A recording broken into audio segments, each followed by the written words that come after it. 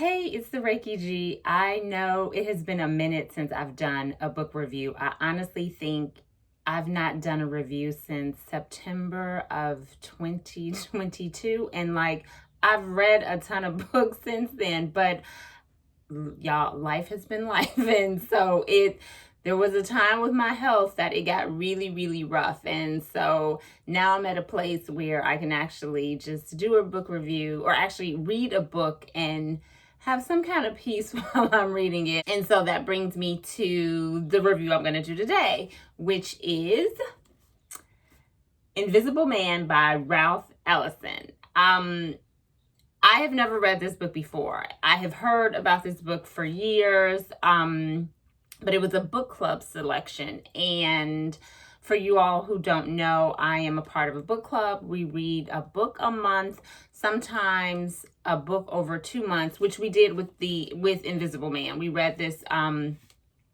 over February and March. So had 2 months to just process things, which was really good. And y'all, I'm sorry, I'm a little hot. I'm sweating. Oh my God. But I want to get through this review. Oh my God, I feel like I am having a hot flash in this moment, but okay. So initially, I was kind of warned about Invisible Man, and I've heard about it, throughout the years that it can just evoke just really strong emotions, and it could just really, when it comes to racism in America, it could get you riled up. So I was completely prepared to go on this emotional roller coaster. I will say I'm going to have spoilers, but not a lot, because for me, it was more about how things were revealed and what Ralph Ellison did as an author to pull the audience in. First, let me start by saying and when I say he, I mean the author, Ralph Ellison. I can honestly say this is the first book that commanded my attention. And when I say commanded my attention, I mean, so I read through the first 124 pages. And when I got to page 124, I realized that from about page 70 up into page 124, I didn't know what was going on. It was just kind of like, wait a minute, what did I just read? So I started over again. So got to page 124 and I was like, okay, I'm just going to start from page 1. Started over again and was like, okay, all right. Was really just digesting, each page. So then it's to the point where I realized normally I like to read on public transportation. Like if I'm on the bus, if I'm on the train, I really just like to read. But I got to a point where I was like, oh no, I have to be in total silence when I am reading this book. So that is when I say that the book commanded my attention, that's what I mean. I couldn't read it in public places. And when I was at home, I had to give it all of my attention. I couldn't even have a thought in the back of my head about something else. It was like, no. Ralph was like, you best read this book and you are about to be in this moment with this book. So that fascinated me because I had never had a book do that to me before. So now I'm going through, I'm reading the pages, and at one point I see myself in the main character. We had a very similar experience. There's a part in the book where he is in college. He is prepared to get his degree, graduate, go on with his life, and that plan is railroaded and he doesn't finish college. And that happened to me in grad school. I had a very traumatic event happen that I didn't even see coming. Much like the character in the book, he just didn't see it coming, and that changed the trajectory of my life. And so I could very much so understand how when this event happened where he was no longer in school, how it just kind of was like, okay, what now for my life? Now, unlike the main character, yes, we both were railroaded, but I can honestly say that although the trajectory of my life was different, I have never felt invisible. And this is where I would love to have a conversation with Mr. Ellison. He's no longer with us, so unless I speak to him in the afterlife, I would like to have a discussion with him about how I don't necessarily think that white America or America in general sees Black people as invisible. I feel like the humanity of Black people is not seen. I have been into different situations with white people. For me, it's been more so dealing with doctors, and it's always been like 99.9% of the time it's in the medical or healthcare arena. I feel like they see me. I feel like they feel my energy. I just feel like at certain points they don't see my humanity, which then affects my quality of care.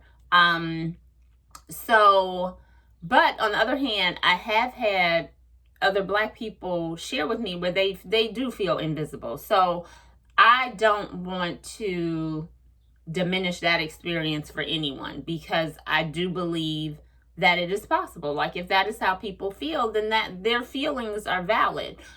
It's just, for me, no, I am very much so seen, and I know that. And with my energy, I know that people feel me.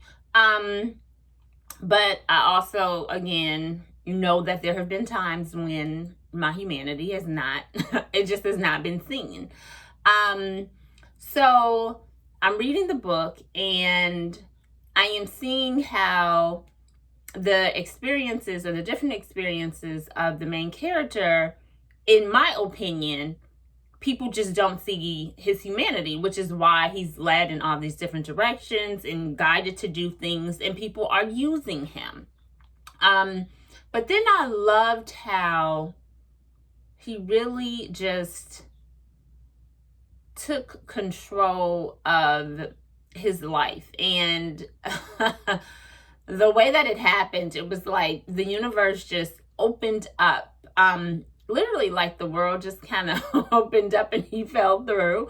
And then had this time and space to think. And I am a huge fan of being still for huge chunks of time to, one, process things that are going on in your life, and then also to hear God. Like, just to hear what messages from God, from the universe, that you need to get to go to the next chapter of your life. So there was a moment where he had that time and then did all this processing.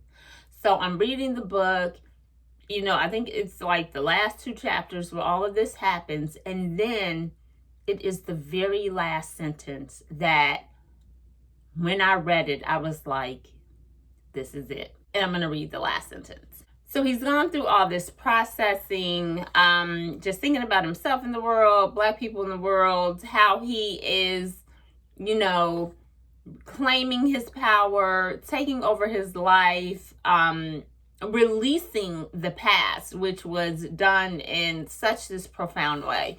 But the very last sentence says, "Who knows but that on the lower frequencies, I speak for you." And so that, as like me as a Reiki master, I was like, wait a minute, yes.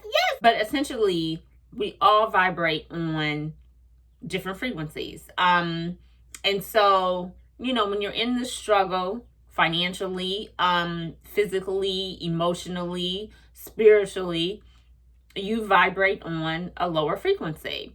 And then you have other people who vibrate on higher frequencies. I tend to believe that I vibrate at this particular moment on a higher frequency just because of the work I've done to improve myself. I continue to do energy work with other healers to help myself and just to grow spiritually. So, and because of that, I have actually seen my ability as a Reiki master, like when I'm in my sessions, just the energy that is shared and how messages come up and just how I'm able to help people really heal from physical and emotional issues. It's phenomenal. So you have people on different frequencies. It is my personal mission to just help as many people as possible come out of those lower frequencies and vibrate higher. Because when you're vibrating higher, like, different experiences are just better. So when he said that, I was like, yes, we are our brother's keeper. So when I read that last sentence, that is when I realized how and why the author Ralph Ellison commanded my attention. Like, it just made perfect sense at that time. Again, for me, reading the book was not as daunting as people have talked about. So I do kind of want to warn people. I mean, some people feel like the book is really heavy and it's very emotional. I did not feel the heaviness. Did I feel the emotional part? Absolutely. The heaviness? No, because to me, he just he was never invisible. It was just his humanity was not seen. Now with that, I do recommend Invisible Man by Ralph Ellison. It was a very good read, but I will say, if you're one of these people who likes to read a book in a day or two, I don't feel like this is that type of book. Only because you really have to pay attention, and you have to pay attention and give your attention only to that. So with that in mind, please drop a comment if you've read the book. Drop a comment if you plan to read the book. Would love to hear you all's opinions. I thank everyone who watches my reviews. I truly appreciate it, and I promise that I am going to try to be better about reviewing the books, because last year I read some really good books that I did not review. So I'm going to try to be better about that. Thanks for tuning in, and I'll see you all with the next review.